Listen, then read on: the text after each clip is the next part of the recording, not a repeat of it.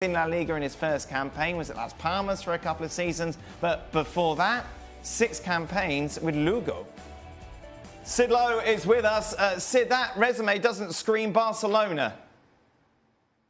But the way that they did it does, and this is the key to all of this. Quique Setien is a man who said he would have cut off his fingers to have been able to play for a Johan Cruyff team. He's a very public and very avowed defender of the Barcelona style. He's talked a lot about his admiration for Sergio Busquets, for Leo Messi, for Andres Iniesta. He's someone who speaks about football in the way that, in theory at least, Barcelona embrace. And if you watch the way that that Betis side played, and in particular the way that Las Palmas side played, they both massively overachieved, at least to start with, until things started to go wrong later on. They massively overachieved playing a game of touch, technique, possession, attacking football, and the kind of player, with the kind of players that all massively overachieved as well, that suddenly became confident on the ball, that wanted possession, that wanted to be involved. He is someone who very much, I think, will be embraced by the Barcelona purists. Now, that's not to say that this is a guarantee of success, but in terms of the identity, that thing that we've been talking about endlessly over the last 2.5 years, when we've been saying that even when Barcelona are winning,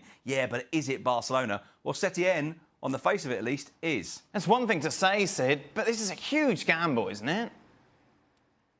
Well, of course it is, but you have to look at the situation that Barcelona are in. And I must admit, I find it amazing that Barcelona have effectively worked themselves into this position. Now, I don't think that many people would be fighting to keep Valverde. I don't think that many people would be hugely disappointed with the decision to get rid of him. But now's not the time. The time was back in the summer. The time was after Anfield last year. And if that wasn't the time, then the expectation, and everybody had this expectation, by the way, was to see this through to the end of the season. And then at that point, the plan that Barcelona had in place, which wasn't necessarily a done deal, but they had in place, was to bring in Ronald Koeman after the European Championships, where, of course, he'll be the manager of the Netherlands. But this has all been precipitated, and the thing that I find baffling about it is being precipitated by, yes, it's true, another collapse. Yes, it's true by the kind of performance that in the last 10 minutes against Atletico Madrid in the Supercopa in Saudi Arabia, there were kind of reminders there of what happened at Anfield, reminders there of what happened in Rome. But this was still just the Super Cup. And I think it's amazing that Barcelona allow themselves to be suddenly drawn into this, oh, we've got to do something. And then, of course, when the initial ideas of what they were going to do, which involved travelling to Qatar, speaking to Xavi Hernandez, trying to persuade him to take the job now, when that fell through, they were then put in a position where it was very difficult to back out again. And I think you have to look at it in that context to explain why this has happened. You mentioned Xavi. How low on the list was Setien? We mentioned Koeman, as you did before. Xavi as well. Pochettino, the reports over the last 24 hours. How low did they go? Well, this is the question that, in all honesty, I can't give you an answer to. Now, we know that they went to Xavi. We know that they went back to Ronald Koeman. As I say, that was the mid-term, long-term plan, was to bring Ronald Koeman in after the European Championships. And we know that they went back to him and said, look, how about we do this now? We find a formula that makes this work now. After that, I must confess, at what point the names that are coming from the club are mixed with the names that are being thrown out by all over the place. There have been so many names, as you mentioned, Pochettino. But Pochettino, who, by the way, said he'd rather go and live on a farm than manage Barcelona. Allegri was offered, we're told. But I think a lot of this is names in there. I think with Setien, it's very difficult to know if he's the next one on the list or if he's somewhere in the mix of the 3 or 4 other names that are on the list. Initial reaction, boys? Well, if Pochettino's so stupid, then he should go and live on a farm. He's not to want to manage Barcelona. Well, he's loyal to Espanyol, isn't he? Just because he was at Espanyol. Look, Valverde, back-to-back titles, amongst other things. It seems like another reaction from the board. They made a right mess of the summer transfer window. We talked about that yesterday. The whole Neymar and how they tried to poach Neymar and how they went about it and how they banded allegedly players' names about that might be involved in it. It just seems they go from sort of one decision to another. But it was when, and it is when and not if Valverde goes. So, but I don't know. I mean, I guess the first thing I thought was, who's this guy? Yeah. And then you start thinking, OK, he's got a reputation for playing open attacking football. How is he going to make this team play that open attacking football that supposedly Valverde hasn't been doing? Well, it's going to be very difficult because you've got a piece of the puzzle going forward, a huge piece, that doesn't fit in Antoine Griezmann. So your problems are all defensive, but you go and buy a piece to go forward that doesn't actually fit going forward either. So this is not quite as straightforward, I think, as the Barcelona hierarchy think. It's not a case of just changing the manager, because at the end of the day, you've still got a huge piece that doesn't fit, and your attempt to go and play attractive football. Sid, you look at Valverde's record, obviously, as Craig mentioned, back-to-back titles, almost went unbeaten for that whole campaign. What was it, though, that made Barcelona fans fall out of love with him? Well, I mean, to start with, I guess not that many of them were ever in love with him. I think he was an appointment that everybody could accept. He was an appointment that people could get behind, but he wasn't one that really made people excited. I think the way that they won the title in that first season, there was a sense that this maybe wasn't Barcelona's identity, but bear in mind the circumstances in which he came in, the departure, of course, of Neymar, which blew everything apart, in particular the succession plan at Barcelona for the post-Messi era. He had to restructure, and he went for what was a tough and solid midfield. Remember that if you like, the unexpected star of that Barcelona team in the first season was Paulinho.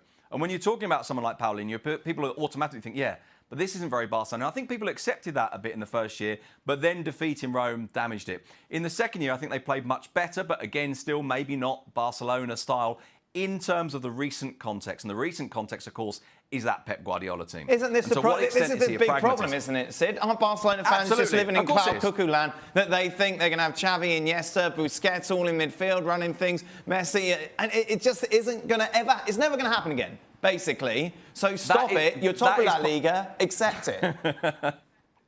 Well, that is part of the problem. But, of course, there's a difference between accepting that this can never happen and accepting that, yeah, there are still some things we'd like to see a bit more expansive. We'd like to see a bit more of our identity here. We'd like to see the team perform a better style of football. Now, I think at times that failure to embrace a Barcelona style was exaggerated. But, of course, there is an inescapable reality in those first two seasons, which is in 2 Champions League campaigns in a row. They go away in the quarterfinal against Roma with, I think, a 3-goal lead and blow it. They go away to Anfield and they blow it in a really quite humiliating sort of way. And what that does, of course, is reinforce the people that already had the doubts, reinforce the sense that, yeah, maybe this guy is an all right manager. Maybe this guy is okay, and maybe there are some problems that aren't of his making. And by the way, I think everybody knows that this isn't entirely of Valverde's making. Then people thought, well, he isn't the man. And I must admit, and I say this as someone who's broadly speaking being a defender of Valverde, I think in the summer they should have resolved this. And he probably shouldn't have even started this season. But having started it, doing it now is pretty baffling. Let's be honest, taking Messi out of this team long term is the bigger problem. They would be kiting to get in the top 4. They would have a right fight on to get in the top 4. So there are issues out with, and I think Sid's already touched on it, but there are issues out with the management situation, even if the manager isn't the ideal choice. So there are other issues within the squad. But at the end of the day, you're at one of the biggest clubs in the world. You know something's going to change. Yeah. The fact that he's had the length of time that he's had is a pretty decent run at it. But when the big boys upstairs decide to make decisions, then there's only going to go one way. So what's going to happen then? They've got all these plans for the start of next year. What happens if this guy actually turns it around? What are they going to do? Because we saw with Ole Gunnar Solskjaer when he came in, the turnaround was incredible, and he gets the job. And then, of course, it falls flat on the face. What happens if the same thing happens here? So obviously, Sid, as well, not only do they have dealing with a new coach, Luis Suarez out for 4 months after that operation. I think took a lot of people by surprise. Initially, it was going to be weeks, wasn't it? Announced yesterday it was going to be much longer than that. Are Barca going to go out and get someone else to try and replace him? Or is this now Griezmann's time to, right, come on, show us what you're really worth? Well, that Griezmann element speaks a little bit to what Steve was talking about there's a piece that doesn't fit, and maybe now Griezmann can fit if he plays as that number 9. I don't think that's still quite his natural role. I think his natural role is still broadly Messi's. Setien, I think, will try and find, if you like, a kind of a collective or harmonious solution to that. I think it will be team-driven rather than individual-driven. In terms of Suarez himself, I think you're right. They will look to replace him, but they were already doing that. They were already thinking, and Suarez in an interview about, I think, a month or 2 ago, said, look, Barcelona are going to have to think about what they do when I'm not here anymore. Suarez next week turns 33. This knee injury will keep him out for 4 months and basically the rest of the season. I must admit, and it makes me quite sad to say this, but I wonder now if he may never play for Barcelona again if this sees him not come back for this season. And given that they were already in the planning stage for finding a replacement for him in the summer, now, of course, with a different manager and a different structure around them, and who knows how long this lasts, it might well be that the type of player that they prepare to replace him with, which before they were looking at Lautaro Martinez because they see him as the closest thing to a Luis Suarez, maybe that changes now. Maybe now they restructure this and think, actually, you know what? We don't want this type of striker. It's not just that we don't need to replace Luis Suarez directly for someone as good as him. We don't even want this profile anymore. So I think it's going to be very interesting to see how they restructure that. And also to speak to Steve's point about the whole thing of the plans, part of the problem, I think, over the last 3 or 4 years is so often it has felt like there aren't any plans. So